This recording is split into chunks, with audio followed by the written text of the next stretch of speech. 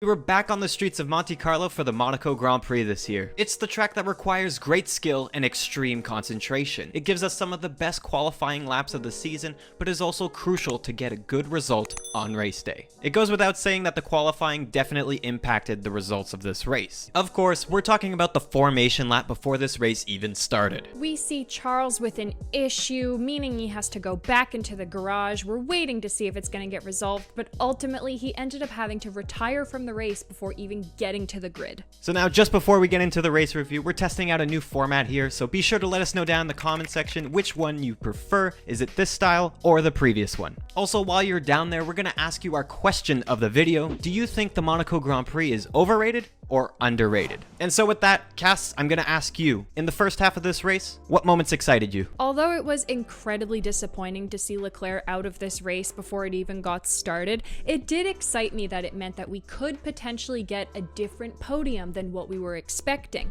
Would there be a battle between Max and Valtteri going into the first corner? Max closed it off really well, so that kind of told you what was going to happen from here on out.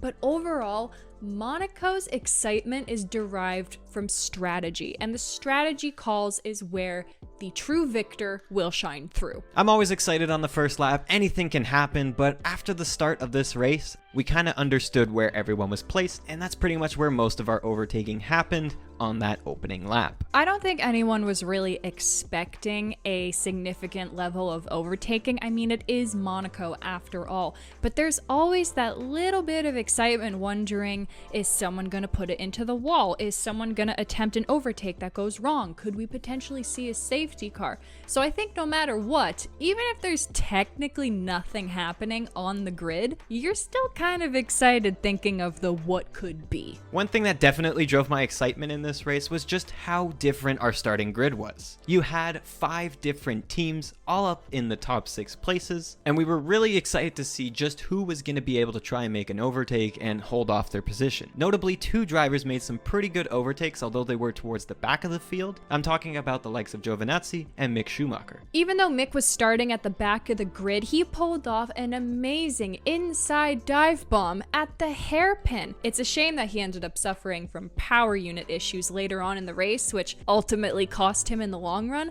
But man, that was really great to see on the opening lap. And when looking at Giovinazzi's pass, he lost the place originally to Ocon on the first turn, so he had to fight his way back. He also did it just right before the hairpin, cutting it on the inside, and then it looked like Stroll was trying to make the move as well, but wasn't able to pull it off. All the other overtakes pretty much happened in terms of pit strategy, drivers pulling off the overcuts. But I think the shining moment was that wheel-to-wheel battle between Vettel and Gasly.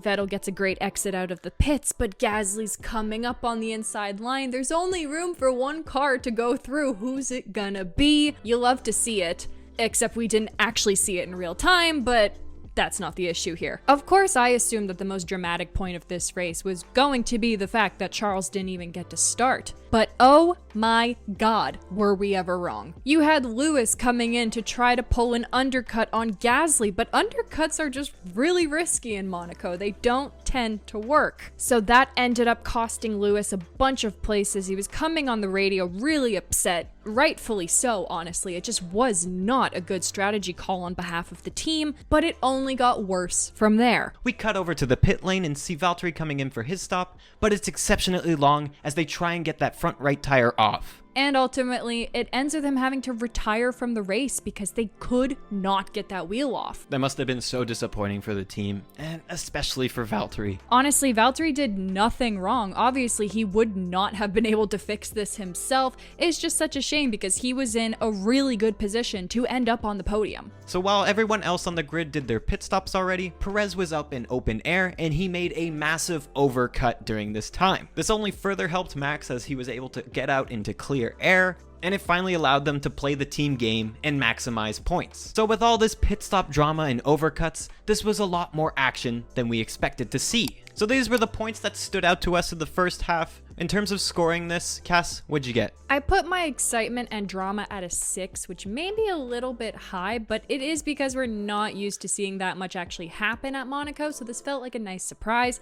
But I still put the racing down at a 3 because, let's be honest, not that much happened. Overall, this puts my first half score at a 5. Funny enough, for me as well, I did score my excitement and drama a bit higher. I scored my excitement at a 6, my drama at a 7, and actually like you, my racing was only at a 3, scoring my total half at a 5.3. I'm going to bump that up to a 5.5. I think we set our hopes a little bit too high after that first half because it went downhill from there, and by downhill, I just mean it was a typical Monaco race. We had a few battles going on, although they weren't wheel to wheel. They did bring up my excitement. One that comes to mind is the battle between Lando and Perez. You had Lando suffering on his tires and Perez finally making some gains. It did have us questioning, would Perez finally get on the podium? But where would that overtake happen? There's no place to pass on this track. There was also the slight potential drama with Norris because he did receive the black and white flag in the first half. If he made a mistake at some point, he could have gotten a 5-second time penalty. Funny enough, I think the actual most dramatic moment of this second half was when Stroll was under investigation. The stewards were looking into whether he went over the yellow line at the pit exit, but when you saw the replay,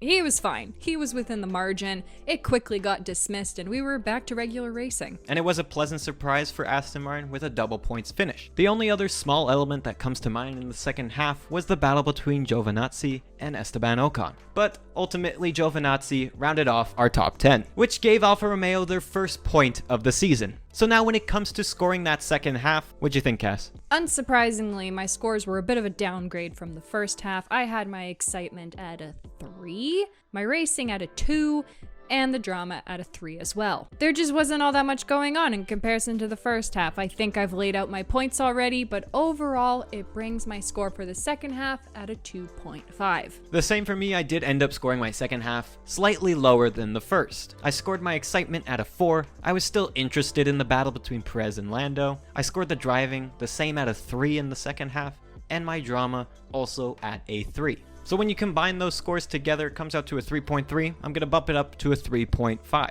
So when you combine both of our scores together, it comes out to a 4.12. We're going to bump it up to a 4.25. When looking at the standings so far this season, the Monaco Grand Prix is now on par with the Portuguese Grand Prix.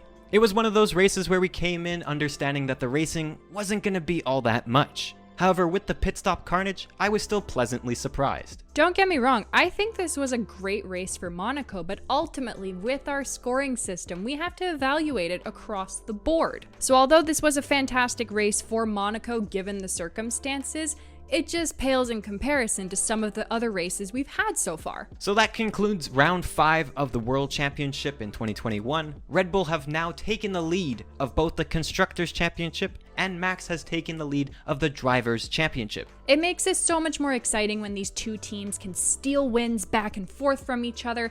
I hope to see it continue throughout the season so that it can be dragged out for as long as possible and the points can come down to the wire. And so with that, once again, we pass the question to you. Do you think the Monaco Grand Prix is overrated or underrated for the calendar? As for us, we would say this is an underrated stop on the calendar. It's a classic track, and the great thing about it is that it shows a different variety of skill. As much as these speed trap circuits are amazing for action, the beauty of Monaco is that you need to be so precise in order for things to go in your favor. Not to forget to mention, it's only one track out of 23 this year. If you really can't handle some of these gripping corners and very tight, narrow windows, I'm sorry, but what do you expect? Seriously, how can you not get excited with just how close they get to those barriers? But that's our thoughts on this track. We want to know yours, of course. Do you think Monaco is an overrated track or underrated? And while you're down there, don't forget to leave this video a like. Let us know, of course, on the format of this video. Don't forget to subscribe. We're going to be posting new videos every week, so you don't want to miss out. And we will catch you in the next video. Bye!